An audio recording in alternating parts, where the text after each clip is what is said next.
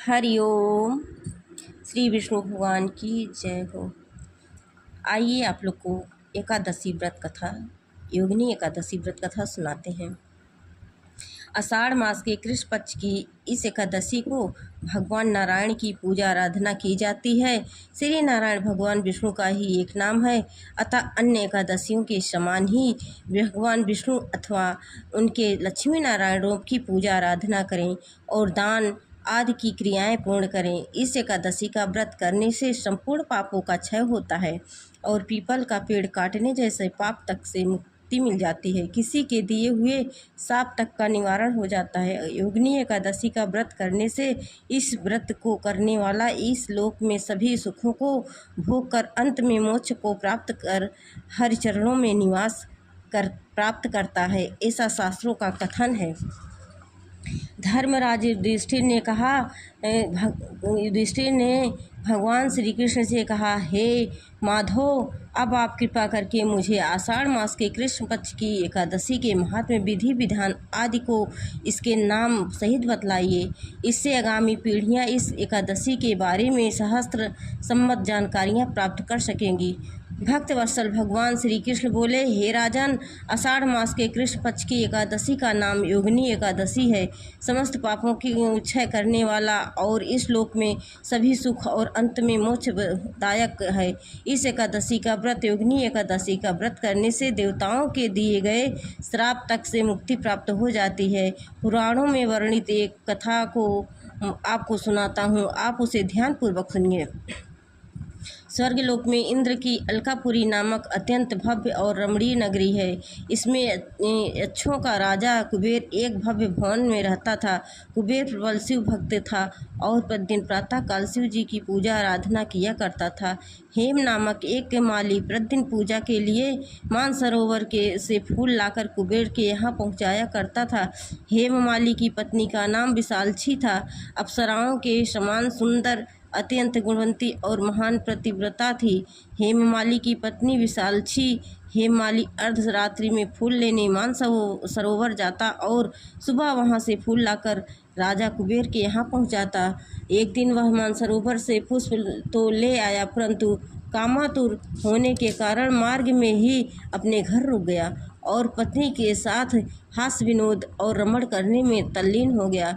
जब दोपहर तक कुबेर के पास पूजा के लिए फूल नहीं पहुँचे तो कुबेर ने अपने सेवकों को कारण पता करने के लिए हेममाली के घर भेजा। सेवकों ने राजा कुबेर को आकर बताया कि वह पापी तो काम के वशीभूत होकर अपनी स्त्री के हास्य विनोद तथा रमण करने में लगा है। यह सुनकर कुबेर ने क्रोधित होकर हेममाली को बुलाकर लाने की आज्ञा दी।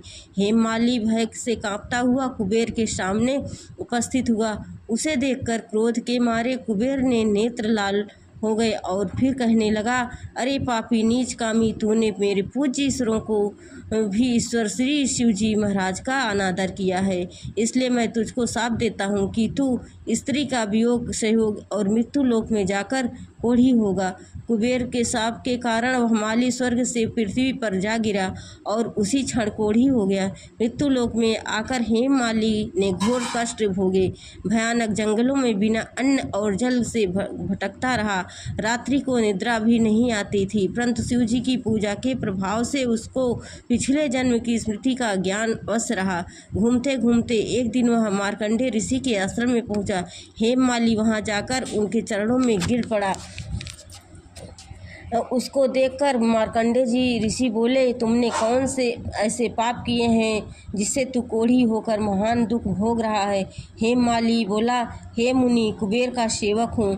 मैं राजा की पूजा के लिए प्रतिदिन पुष्प लाया करता था। एक दिन अपनी स्त्री के साथ विहार करते करते देर हो गई और दोपहर तक पुष्प लेकर न पहुंचा तो उन्होंने मुझको श्राप दे दिया कि तू अपनी स्त्री के वियोग में सहते हुए मृत्यु लोक में जाकर कोढ़ी बनकर दुख भोग। इससे मैं कोढ़ी हो गया हूँ और महान कष्टों को भोग रहा हूँ। आप कोई ऐसा उपाय बतलाइए जिससे मेरी मुक्ति हो। हेममाली की यह व्यथा सुनकर ऋषि बोले, तूने मेरे सन्मुख सत्य वचन कहे हैं, इसलिए मैं तेरे उद्धार के लिए एक व्रत बताता हूँ। यदि तू आषाढ़ मास के कृष्ण पक्ष की योगिनी नामक एकादशी का विधि पूर्वक व्रत करेगा तो तेरे समस्त पाप नष्ट हो जाएंगे।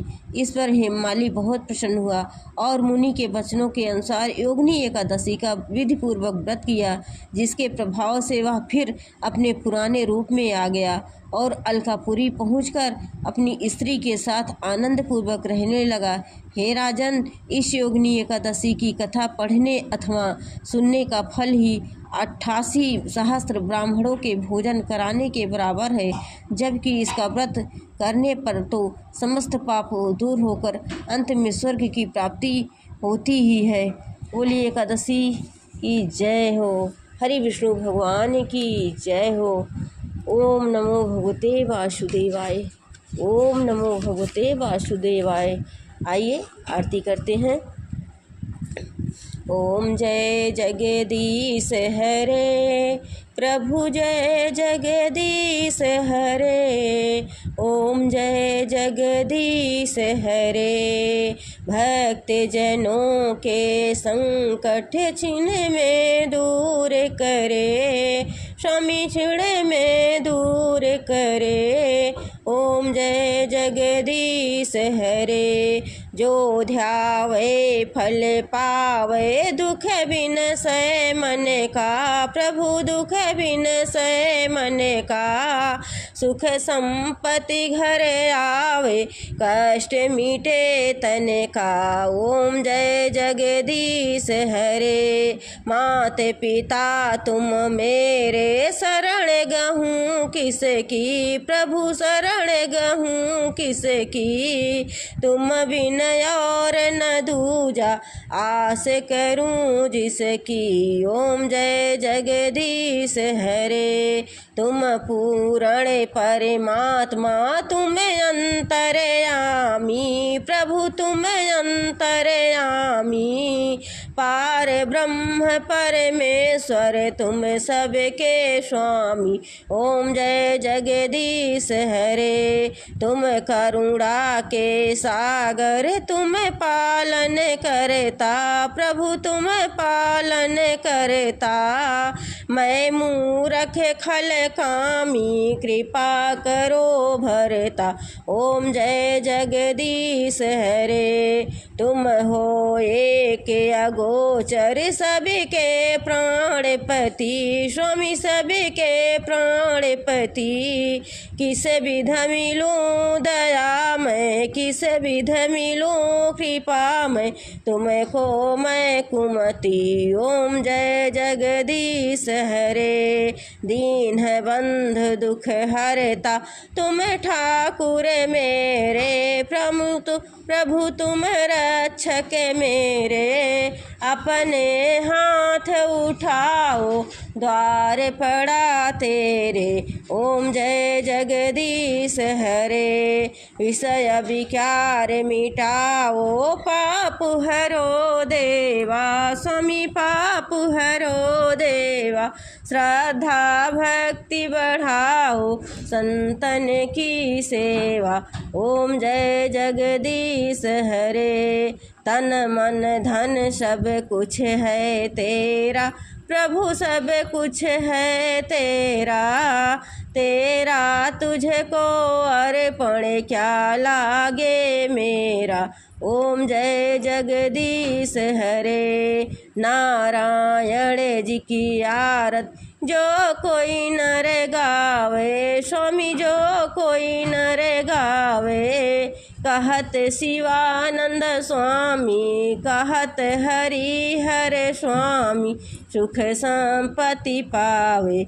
ओम जय जगदीश हरे, स्वामी जय जगदीश हरे, स्वामी जय जगदीश हरे। बोलिए हरि विष्णु भगवान की जय।